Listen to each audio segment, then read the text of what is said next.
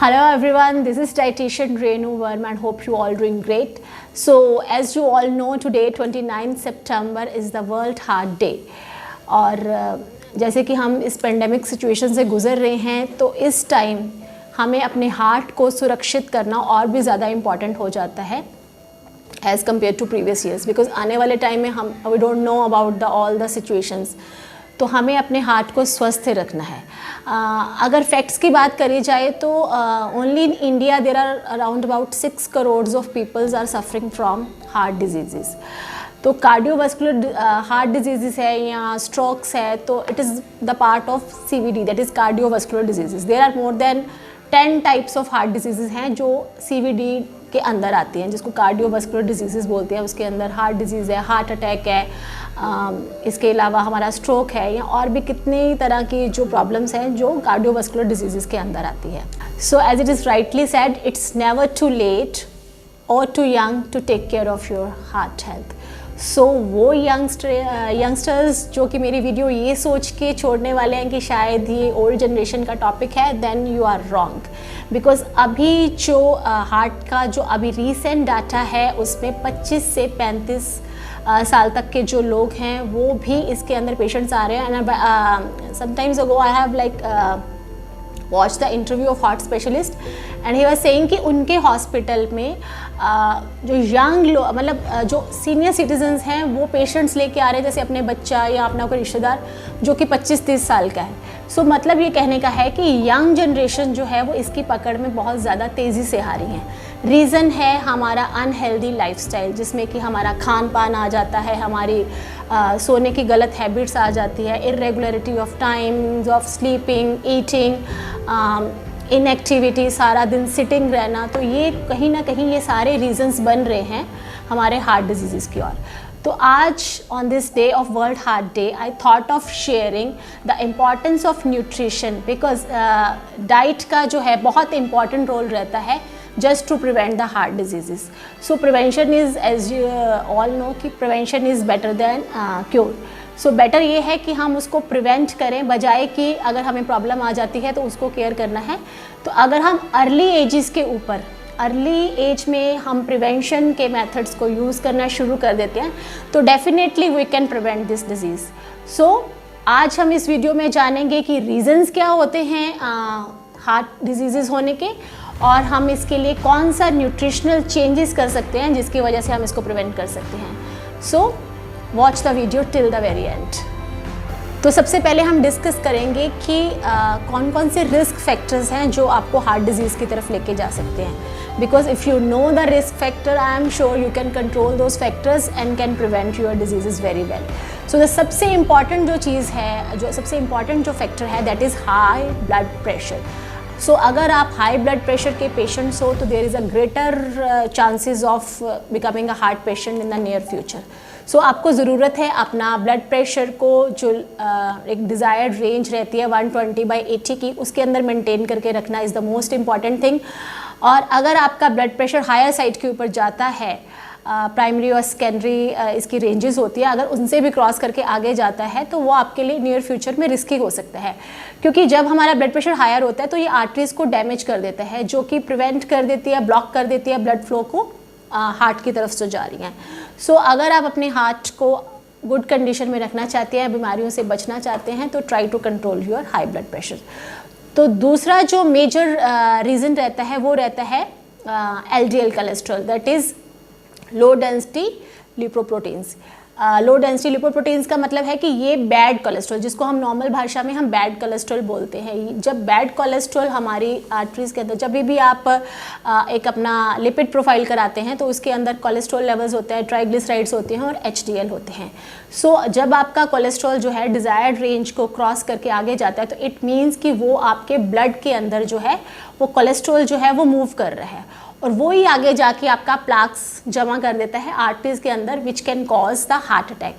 सो अगर आपको heart disease से बचना है तो सबसे इम्पॉर्टेंट चीज़ है अपना कोलेस्ट्रॉल, LDL कोलेस्ट्रॉल और ट्राइग्लिसराइड्स को कंट्रोल करें, और HDL जो कि हाई डेंसिटी लिपोप्रोटीन है, जिसको कि हम गुड कोलेस्ट्रॉल भी बोलते हैं, उसको इम्प्रूव करो। बिकॉज जितना HDL आप इम्प्रूव करोगे उतने ही आपके चांसेस रहेंगे बैड कोलेस्ट्रॉल को आपकी बॉडी पे इफेक्ट करने के लिए। ठीक है, तो थर्ड जो मेजर रीज़न है नेक्स्ट जो है दैट इज़ डायबिटीज़। जैसे मैंने बोला है बीपी और डायबिटीज़, काफ़ी पेशेंट्स मेरे क्लिनिक पे आते हैं तो वो ये चीज़ें समझते हैं कि अगर बीपी है या डायबिटीज़ है तो ये शायद कुछ मेजर रीजंस नहीं है किसी भी प्रॉब्लम के, but these two things are the major reasons of so many problems, believe me. So अगर आपको हेल्दी रहना है, अपना आने वाली बीमारियों से बचना है, तो अपने डायबिटीज़, अपने शुगर लेवल को अंडर कंट्रोल रखना सीखो। Through dietary changes, through lifestyle changes आप उसको कंट्रोल में कर सकते हो। सो अगर आप डायबिटीज़ के पेशेंट हो तो डेफिनेटली हार्ट डिजीज़ आपको कभी भी अपनी ग्रिप में ले सकती है। सो maintain your blood sugar level so that you can avoid the heart diseases. So the next risk factor is obesity. Definitely if you are obese, if your BMI is more than 32, तो then आपको बहुत सारे chances, confirm chances हो जाते हैं cardiovascular disease के, because definitely if you are suffering from obesity, overweight हो आप, तो आपको हाई ब्लड प्रेशर होने के भी चांसेस हैं, आपके डायबिटीज़ के भी हैं, और डेफिनेटली आपका कोलेस्ट्रॉल लेवल्स तो हाई होगा ही होगा। तो ये सारे कंबाइंडली फैक्टर बन जाते हैं हार्ट डिजीज़ को प्रमोट करने के। उसके बाद जो नेक्स्ट फैक्टर है that is smoking. So if you smoke तो then stop smoking immediately, because अभी तो कोरोना का टाइम है तो it is like very unhealthy if you are smoking. Lungs के ऊपर इफेक्ट के साथ साथ इट हैज़ बीन सीन कि ये हार्ट की आर्टरीज के ऊपर भी डिफेक्ट क्रिएट करती है। सो लंबे समय तक अगर आप स्मोकिंग करते हो तो it can definitely lead to your heart disease. ठीक है, तो नेक्स्ट रिस्क फैक्टर जो है वो that is alcohol. Definitely, because alcohol, moderate amount of alcohol is recommended for men 1 to 2 small pegs and for women 1 peg. So अगर आप इस range से एक्सीड करते हैं, बहुत ही हाई अमाउंट में अपना लीकर लेते हैं, अल्कोहल लेते हैं, तो it can definitely lead to heart diseases. So moderation is the key for alcohol intake to prevent the cardiovascular diseases. ठीक है, तो नेक्स्ट जो चीज़ आती है वो चीज़ रहती है हमारी कि लैक ऑफ फिजिकल एक्टिविटी।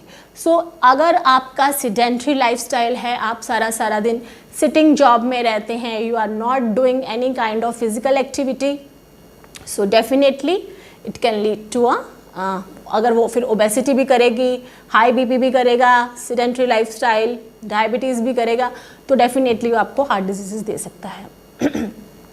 उसके बाद जो इम्पॉर्टेंट चीज़ रहती है वो रहता है कि जेंडर। सो अगर मैं हार्ट अटैक की बात करूं तो वो मोस्टली रहता है मेन को as compare to women, but जैसे वुमेन जो है वो 60 में क्रॉस करती है, जैसे उसका मेनोपॉज शुरू हो जाता है, तो chances are equal, but this is applicable only for heart diseases. Other cardiovascular diseases के लिए दोनों रिस्क सेम है, उल्टा women are more prone to this thing, other heart diseases. So be careful. And then next जो है वो ये चीज़ है एज फैक्टर। सो जैसे जैसे आपकी एज बढ़ती जाती है, अभी जैसे as I told you in the initially कि यंग जनरेशन जो है, otherwise it was above 40 above 50 लोग जो थे वो मैटर करता था, वो रिस्क फैक्टर बनता था करने के लिए, but now a days even 20 years old are suffering from heart diseases. So there is no as such like particular any age group is there to who can suffer from heart diseases. So next factor is the most important factor, that is stress. So different stress levels जो है वो different way से आपकी heart के ऊपर जाके effect पड़ता है उन चीज़ों का।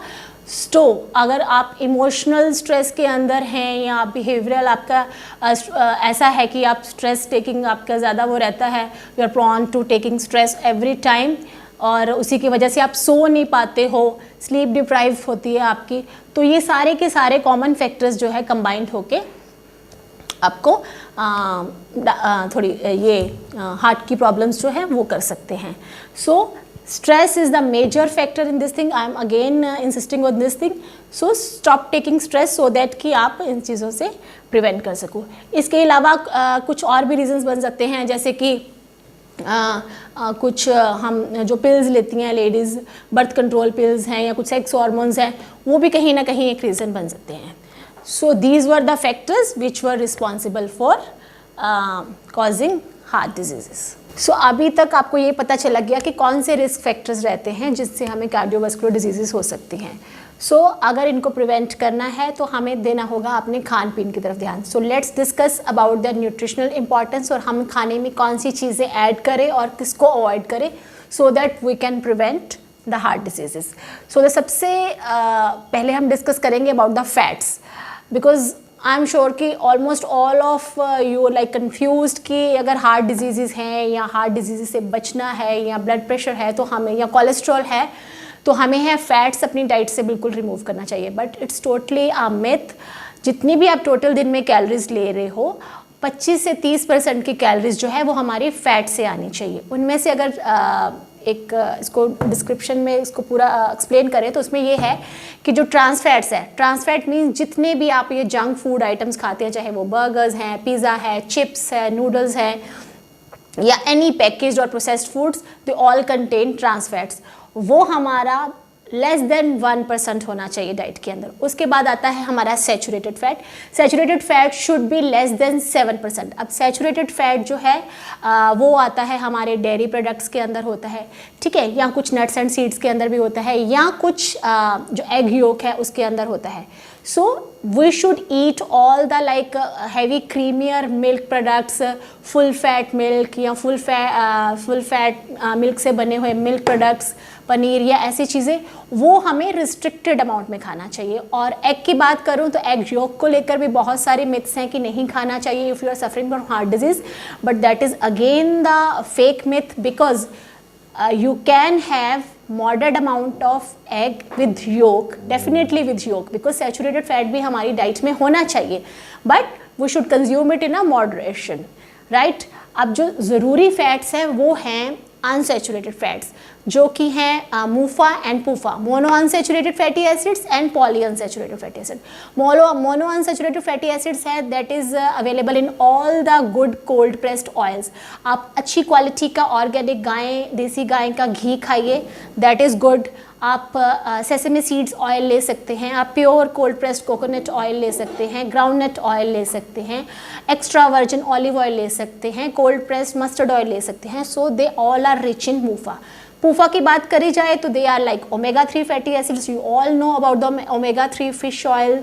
Again any oily fish, salmon, sardines या वॉलनट्स, ओमेगा 3 एंड ओमेगा 6 की कॉम्बाइन रेशो में लेना बहुत ज़रूरी है. तो walnuts, chia seeds, flax seeds, इसके अलावा सेफ्लावर ऑयल्स, तो ये सारी की सारी जो चीज़ें हैं ये गुड अमाउंट होता है, good amount of omega 3 and omega 6 fatty acids होता है इन सब चीज़ों के अंदर जो मैंने अभी बताई हैं. तो you can take them in a moderate amount, ठीक है. So no need of skipping any nuts, any seeds. ये सारी चीज़ें और ये वाले जो ऑयल्स हैं मॉडरेट अमाउंट में अपनी डेली डाइट में इनको शामिल कर सकते हैं. दूसरी अगर मैं बात करूं तो वो आती है हमारी फाइबर की. फाइबर जो है वो बहुत ही मेजर रोल प्ले करता है to prevent the cardiovascular diseases. एक तो ये ओबेसिटी को क्योर करेगा, दूसरा ये ब्लड प्रेशर लेवल को रिड्यूस करेगा, तीसरा डायबिटीज़ को ख़त्म करेगा, और चौथा ये है कि आप सेटाइटी फील करोगे. Definitely it will help you to like release the this absorption जो हमारी कोलेस्ट्रॉल की होती है उसको ब्लड के अंदर कम होने देता है. और सॉल्युबल और इनसॉल्युबल फाइबर दोनों ही बहुत ही ज़रूरी है हम आपकी हार्ट की डिजीज़ को प्रिवेंट करने के लिए. तो सॉल्युबल इनसॉल्युबल फाइबर के बहुत अच्छे सोर्सेज आजकल इजीली अवेलेबल हैं, जो कि आप बकव्हीट ले सकते हो, किनवा है, ओट्स बहुत अच्छा है सॉल्युबल फाइबर का सोर्स है. उसके अलावा जौ का आटा है या होल ग्रेन जैसे जौ साबुत जो हैं उसको अपनी डाइट में शामिल कीजिए. तो ये सारे के सारे स्प्राउट्स हैं, तो इन सारी चीज़ों को आप डेली डाइट में लेके आइए. You can easily prevent the cardiovascular diseases. उसके बाद आता है होल ग्रेन्स. जितने भी होल ग्रेन्स हैं जैसे कि लेग्यूम्स हैं, पल्सेस हैं, आप किडनी बीन सैलड बना के खा सकते हैं, आप चिकपी सैलड खा सकते हैं, ये काले चने हैं इनको बॉयल करके इनकी चाट बना के खा सकते हैं.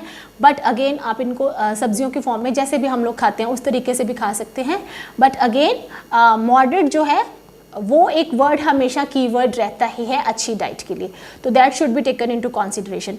उसके बाद अगर मैं बात करूँ तो वो ये है चीज़ है कि fruits and vegetables, because fruits and vegetables do not only they not only provide the vitamins and minerals and different nutrients, but they help you to like come up from the different diseases। Body में अंदर inflammation को कम करते हैं, हमारा acidic level कम करते हैं, तो definitely they will help you to come out from all the problems. So don't forget to add the seasonal like a plate full of seasonal salads and seasonal fruits, and you can add pumpkin seeds। then pumpkin seeds are again great source of omega-6 fatty acids, तो pumpkin seeds ज़रूर से add on कीजिए। तो ये आप चीज़ें इसके अंदर ऐड ऑन कर सकते हैं। उसके अलावा जो चीज़ इंपॉर्टेंट है वो है कि सोडियम और शुगर, यानी कि सॉल्ट और शुगर को बहुत ही मिनिमाइज करिए। Don't need to skip them totally, but उनकी क्वांटिटी को रिस्ट्रिक्ट करके चलना इज़ द की। सो जितना भी प्रोसेस्ड चीनी है और सोडियम है, अभी सोडियम जो हम सॉल्ट रेगुलर यूज़ करते हैं वो तो है ही है, उसको तो आप कंट्रोल में कर सकते हैं, बट जो हम पैकेज्ड फूड खाते हैं सॉल्ट का डिफरेंट नेम के साथ उन्होंने उसके इंग्रेडिएंट्स में लिखा होता है, तो उनको अवॉइड करना बहुत ज़रूरी है। और ज़रूरी नहीं है कि आप होटल्स या रेस्टोरेंट्स में खाना नहीं खा रहे हैं तो दैट डजंट मीन कि आप सॉल्ट इनटेक कम कर रहे हैं, बिकॉज मैंने देखा है घरों के अंदर भी आजकल बहुत ही हाई अमाउंट में फ्रोज़न फूड आ रहा है और वही वो लोग यूज़ कर रहे हैं, तो they are loaded with sodium also. Even sweet products are like loaded with sodium, कि चीनी तो है ही है बट उसके अंदर सोडियम भी है।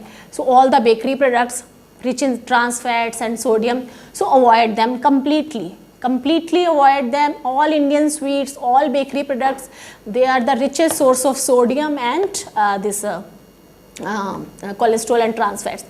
so if you want to maintain your cholesterol levels, so try to avoid them। अच्छा, दूसरी चीज़ अभी नेक्स्ट जो चीज़ आती है वो आती है कि हमारी फिजिकल एक्टिविटी अगर आप करोगे तभी ही आप इन सारी हार्ट की प्रॉब्लम से बच सकते हैं। तो फिजिकल एक्टिविटी के लिए क्या करना है आपको, जस्ट रिकमेंडेड जो एक्सरसाइजेज हैं वो ये हैं कि 150 minutes of exercises per week, अगर वो आप नॉर्मल वाली करते हैं, जैसे कि आप नॉर्मल वॉकिंग कर रहे हैं या आप थोड़ी सी हाई स्पीड के ऊपर वॉक कर रहे हैं, तो ये सारी 150 मिनट्स के लिए कर सकते हैं। और अगर आप हाई इंटेंसिटी एक्सरसाइजेज कर रहे हैं तो that you can do for 75 minutes per week. तो उसमें क्या आ जाता है, रनिंग आ जाती है, जॉगिंग आ जाती है, हाई स्पीड रनिंग आ जाती है। तो अगर ये सब चीज़ें करती हैं तो you can do it 75 minutes per week.